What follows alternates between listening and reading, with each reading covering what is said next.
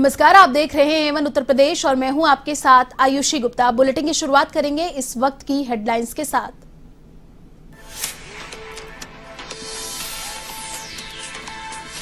UP के चुनावी रण में उतरे दिग्गज। मथुरा के दौरे पर गृह मंत्री अमित शाह। वृंदावन में बांके बिहारी मंदिर में की पूजा। प्रभावी मतदाताओं से किया संवाद।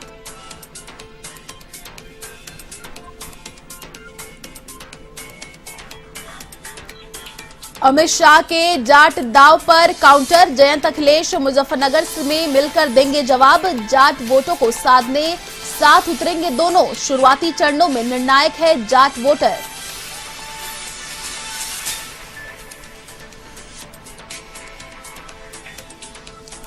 यूपी विधानसभा चुनाव के लिए तैयार बसपा। पार्टी ने घोषित किया 6 और प्रत्याशी। धामपुर और कुंदरकी सीट पर बदला उम्मीदवार।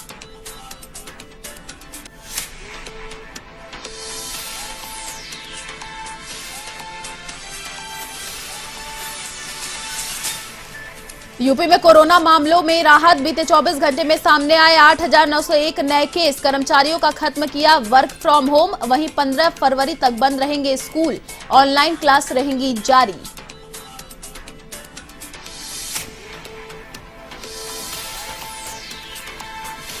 यूपी में अभी ठंड से नहीं मिलेगी निजात। कोहरा ठंड और शीतलहर का जारी रहेगा प्रकोप। बारिश के आसार हुए खत्म। मौसम विभाग ने येलो अलर्ट किया जारी।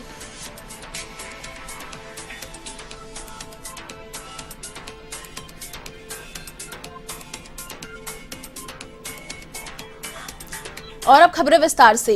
यूपी विधानसभा चुनाव को लेकर अब राजनीति के दिग्गज मैदान में उतर गए हैं। देश के गृह मंत्री और भाजपा के स्टार प्रचारक आज मथुरा की धरती पर हुंकार भरने पहुंचे। यहां सबसे पहले वे वृंदावन स्थित ठाकुर बांके बिहारी मंदिर में गए, जहां उन्होंने ठाकुर जी की पूजा अर्चना की और उनका आशीर्वाद लिया। यहां पूजा अर्चना के बाद उन्होंने प्रभावी मतदाताओं के साथ संवाद किया और उनका मन टटोला।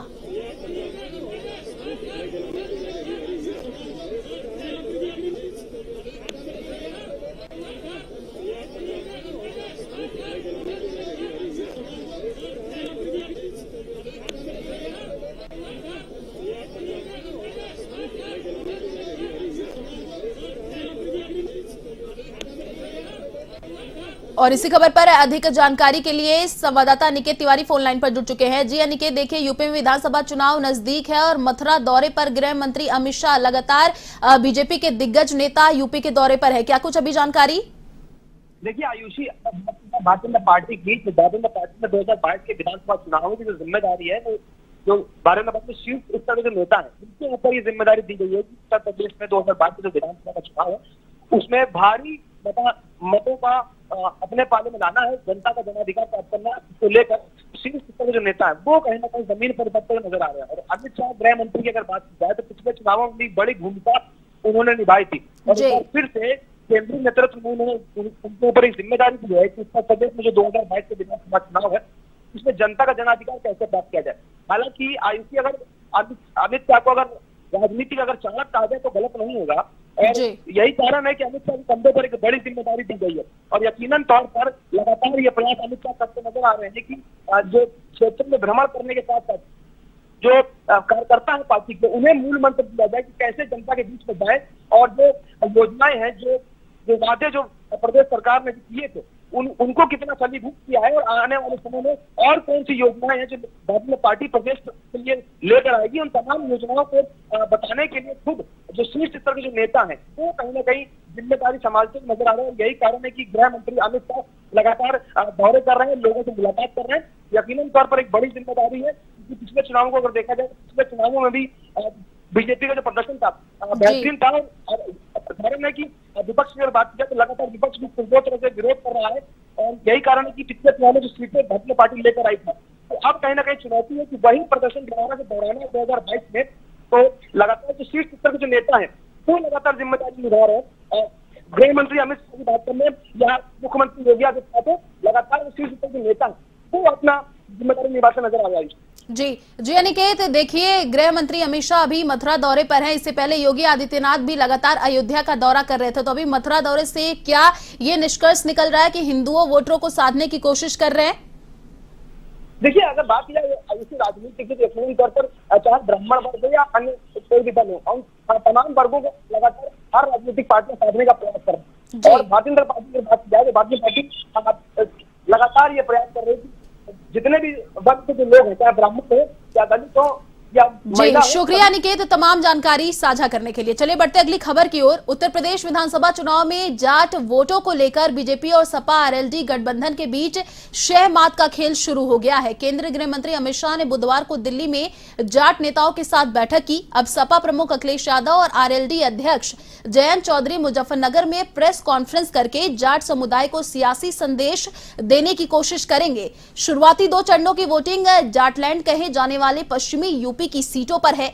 ऐसे में जाट वोटों की नाराजगी बीजेपी के लिए चिंता का सबब बनी हुई है। इतना ही नहीं, सपा आरएलडी के गठबंधन के सियासी समीकरण ने भी उसे मुश्किल में डाल दिया है। ऐसे में केंद्रीय गृह मंत्री अमित शाह जाटों की नाराजगी दूर करने में जुट गए हैं और उन्होंने जाट समुदाय को साधने की कवायद की है। वहीं आरएलडी प्रमुख जयंत और सपा अखिलेश यादव जाट बहुल मुजफ्फरनगर में प्रेस कॉन्फ्रेंस करके जाट समुदाय को बड़ा सियासी संदेश देने जा रहे हैं। अधिक जानकारी के लिए संवाददाता दीपक पांडे फोन लाइन पर जुड़ चुके हैं। जी दीपक, देखिए जाट वोटों को साधने के साथ ही जयंत और अखिलेश उतरेंगे यूपी में। शुरुआती चरणों में जाट वोटर निर्णायक होंगे, क्या कुछ जानकारी? आयुषी बिल्कुल बता दे, जहां पर जाट वहां पर उसकी जांच। तो जिस तरह से बात की जाए, कल अमित शाह ने जाट नेताओं के साथ बैठक की है, तो उसी को लेकर कहीं ना कहीं आरएलडी और समाजवादी पार्टी में खलबली मच चुकी है। और देखा जाए जिस तरह से अमित शाह ने जाट नेताओं के साथ कहीं ना कहीं मनाने की कोशिश की है, ये भी देखा जा रहा है कि कहीं ना कहीं आरएलडी या जो समाजवादी पार्टी है, इनके वोट बैंक, जो जाट बिरादरी के वोट बैंक है, ये कहीं से ना छिपके। इसी को लेकर आज एक संयुक्त प्रेस कॉन्फ्रेंस रखी गई है जयंत चौधरी और समाजवादी पार्टी के राष्ट्रीय अध्यक्ष अखिलेश यादव के साथ।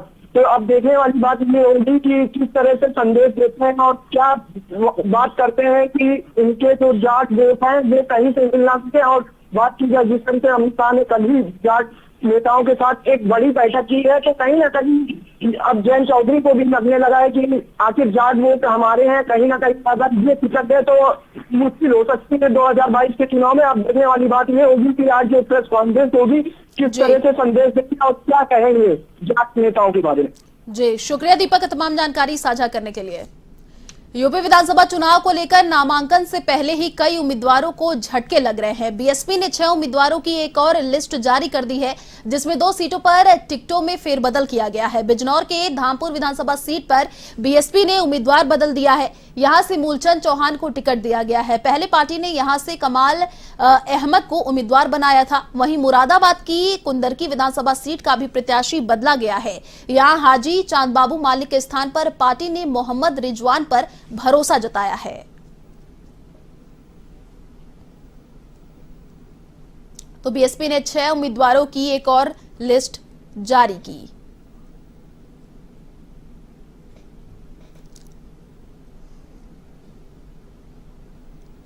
उत्तर प्रदेश में चुनाव से पहले कोरोना के एक्टिव केस लगातार घट रहे हैं। बीते 24 घंटे में यहां 8,901 नए केस आए हैं, जबकि 16,786 रिकवर हुए हैं। कोरोना केस में कमी के चलते अब नियमों में कुछ ढील भी दी गई है। यहां अब सरकारी और निजी कर्मचारियों के लिए वर्क फ्रॉम होम खत्म कर दिया गया है। फिलहाल दिव्यांगों और गर्भवती महिलाओं को छूट दी गई है, पर उन्हें भी जरूरत पड़ने पर ऑफिस का रुख करना ही पड़ेगा। लेकिन बच्चों को लेकर अभी सख्ती बरकरार है। यहां 15 फरवरी तक स्कूल बंद रखने के आदेश जारी हुए हैं।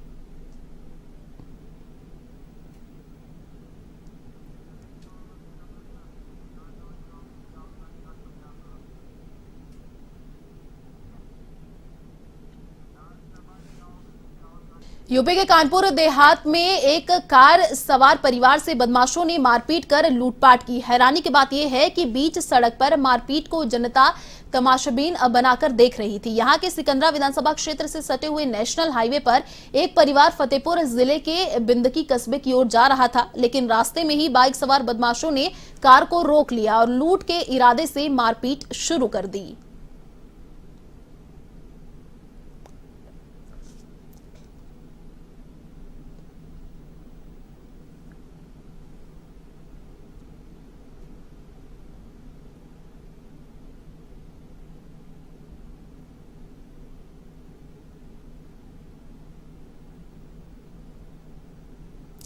यूपी विधानसभा चुनाव में सपा के प्रत्याशियों के नामों की घोषणाएं की जा रही हैं। अब बाराबंकी से समाजवादी पार्टी ने प्रत्याशियों के लिए लगाई जा रही अटकलों पर विराम लगा दिया है। यहां की 3 विधानसभा सीटों के प्रत्याशियों की सपा ने आधिकारिक घोषणा कर दी है। यहां के रामनगर से फरीद महफूज किदवई और दरियाबाद से अरविंद सिंह गोप और कुर्सी से राकेश वर्मा को उम्मीदवार बनाया है।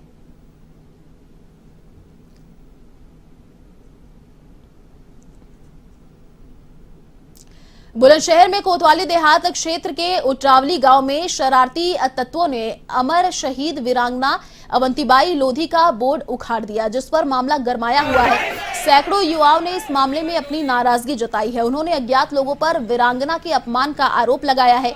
इसी के साथ उन्होंने पुलिस प्रशासन को भी कटघरे में खड़ा किया है।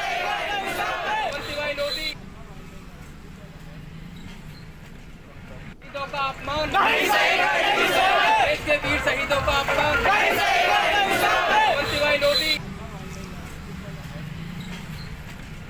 शहीदों का अपमान। चुनावों को लेकर विभिन्न दलों के प्रत्याशी जनसंपर्क कर रहे हैं और समर्थन मांग रहे हैं, लेकिन बुलंदशहर में बीजेपी विधायक संजय शर्मा के जनसंपर्क के दौरान अनूप शहर के लोगों ने उनके खिलाफ अपनी नाराजगी जताई और बसपा प्रत्याशी के समर्थन में नारेबाजी की। दरअसल पिछले चुनाव में जीतने के बाद क्षेत्र में विधायक संजय शर्मा आए नहीं थे, जिससे यहाँ के लोग उनसे खफा हो गए।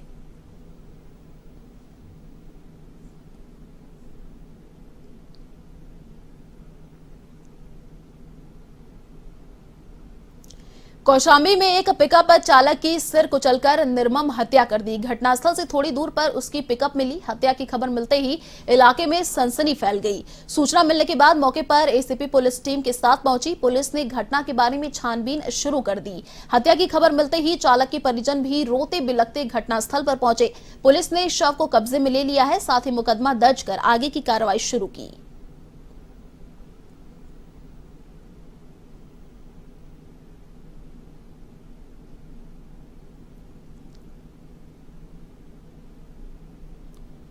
उज्जैनी अइमा गांव में एक रोड के किनारे गाड़ी खड़ी है और उसके पास में एक बगीचा टाइप का है। इसमें एक डेड बॉडी मिली है, जिसकी सूचना पर तत्काल थाना प्रभारी और थाने की अन्य टीम और क्षेत्राधिकारी चायल के द्वारा यहाँ घटनास्थल का मुआयना किया गया।